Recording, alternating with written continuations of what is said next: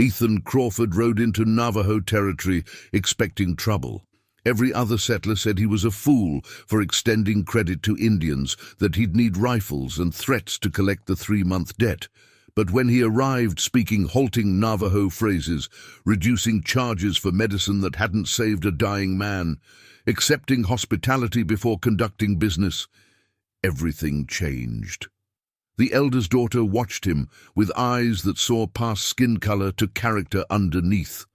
And when she made her choice, declaring him worthy according to traditions most white men mocked, Ethan faced a decision that would force him to choose between the safe prejudices of his world and the dangerous possibility that respect could accomplish what violence never would.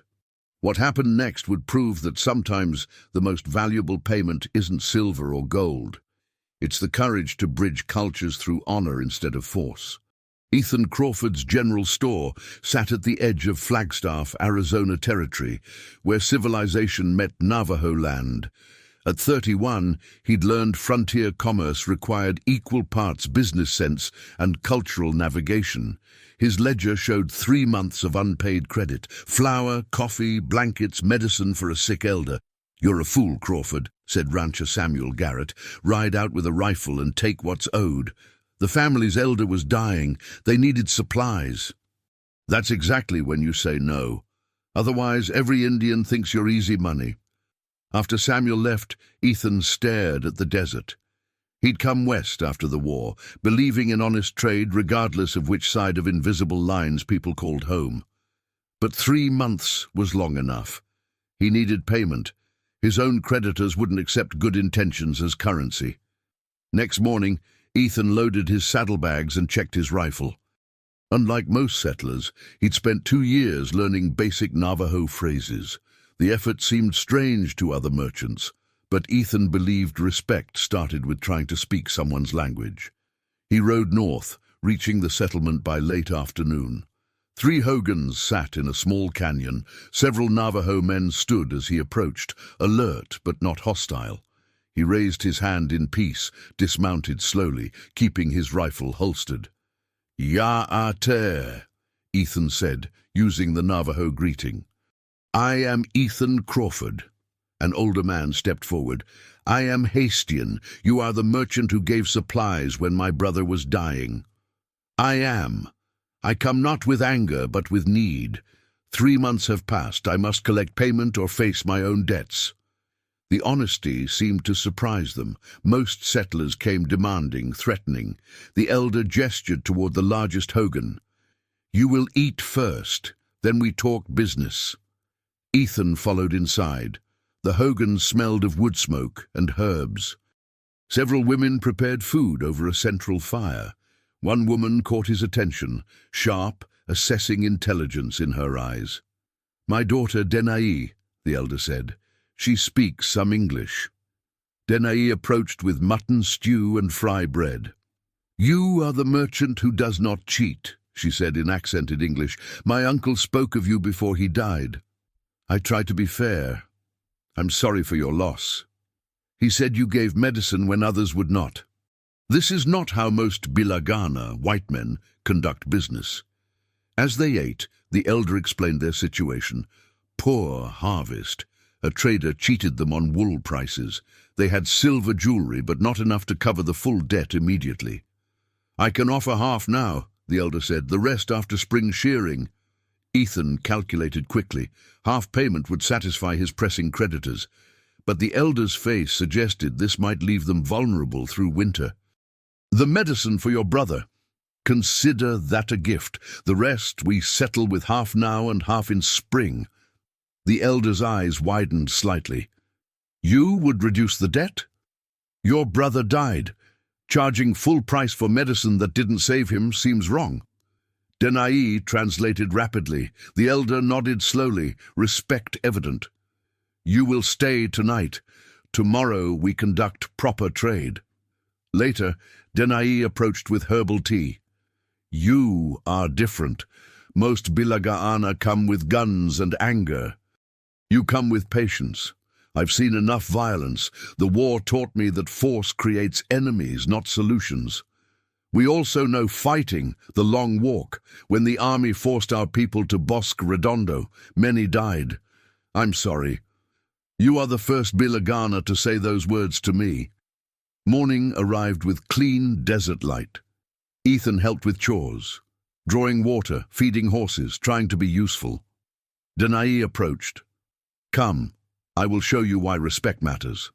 She led him to a rise overlooking the canyon. From here he saw the careful organization, Hogan's positioned with purpose, every element harmonizing with landscape. My people have lived on this land for generations beyond counting, Danae said. We do not own it the way Bilagana claim. We belong to it. That's why traders who cheat you don't understand what they're really taking. Yes, they see only money, not relationships, honor, balance. She turned to face him. You see differently. When you extended credit, you saw person, not obstacle. When you reduced debt, you saw fairness, not profit. I'm still a merchant. I still need payment to survive. But you do not let need make you cruel. They stood in comfortable silence. Ethan felt something shifting, recognition. The silver my father will give you was made by my grandmother, Danae said. Each piece carries her hands, her prayers. I don't want to take something that valuable. That is exactly why we offer it. You understand its value beyond weight. She paused. You wonder why I speak so freely with you. The thought crossed my mind. Because I am choosing my path. Our culture gives women voice in important decisions. She met his eyes. In our tradition, when woman chooses partner, she chooses based on character, on ability to honor family and community. Ethan's heart rate increased. Danae, I have watched you. How you accepted our food before business. How you helped without being asked. How you reduced debt from fairness. These things tell me who you are. That afternoon, Danae's father invited Ethan to sit. My daughter has spoken. She has made her choice. If you are willing, we would discuss marriage arrangements. Ethan felt the world tilt. I'm honored, but I barely know her. The elder smiled slightly. In 2 hours, she learned your character. She saw how you treat those who cannot benefit you. These things are foundation of who you are. What if I'm not strong enough to bridge 2 worlds? Which is why Danae's choice is brave. She chooses right path, not easy path. Danae entered and sat across from Ethan. I know what I ask, she said. Life with me means living between 2 worlds. My people will question. Your people will treat me as less than human. Then why choose it? Because choosing safe path means accepting world as it is. Choosing difficult path means working for world as it should be. Her eyes held his. You came with respect, not rifles. You reduced debt from fairness. You helped because you saw need. These acts tell me you would honor me, even when it costs you. Ethan thought of his store, his life in Flagstaff. Most settlers would ostracize him. His business might suffer. But he also thought of the possibility that 2 people from different worlds might create something new, not by erasing differences, but by honoring them. If I agree, Ethan said, I will honor your customs, learn your language, respect your beliefs, but I will never ask you to stop being Navajo. And I will never ask you to abandon your people. We will build bridge together. The elder placed his hand on the earth floor. In Navajo way, marriage is partnership of equals, chosen freely, honored mutually. Ethan placed his hand next to the elder's. I accept. Danae placed her hand, completing the triangle. Then we begin. 3 days later, after proper Navajo ceremonies, Ethan and Danae rode toward Flagstaff. They will stare, Danae said. Some will say cruel things. Let them. Their ignorance doesn't define us. The reaction was immediate. People stopped, faces registering shock. Samuel Garrett stepped forward. Crawford, you came back with a squaw. Ethan dismounted, helping Danae down with deliberate courtesy. Her name is Danae and she's my wife. Anyone who can't show her respect isn't welcome in my store. You're committing business suicide. Then I'll serve indecent people. Seems there's plenty around. Some customers stopped coming, but others began shopping more frequently. They spoke with Denai, learned from her knowledge of desert plants and remedies, discovered that differences between peoples were smaller than similarities. Denai transformed the store's back room into a trading post where Navajo families could exchange goods fairly. She taught Ethan how respect created relationships transcending simple commerce. When drunken ranch hands tried causing trouble, other townspeople, including the sheriff, intervened, making clear Denai was under their protection. 6 months after their marriage, Denai stood beside Ethan as a Navajo family completed a trade. Children laughed at something she said. The parents thanked Ethan for fair prices. After they left, Ethan put his arm around her waist. "You were right. We are a bridge. We are beginning of bridge. Full bridge will take generations. Our children will build it further." "Assuming we have children."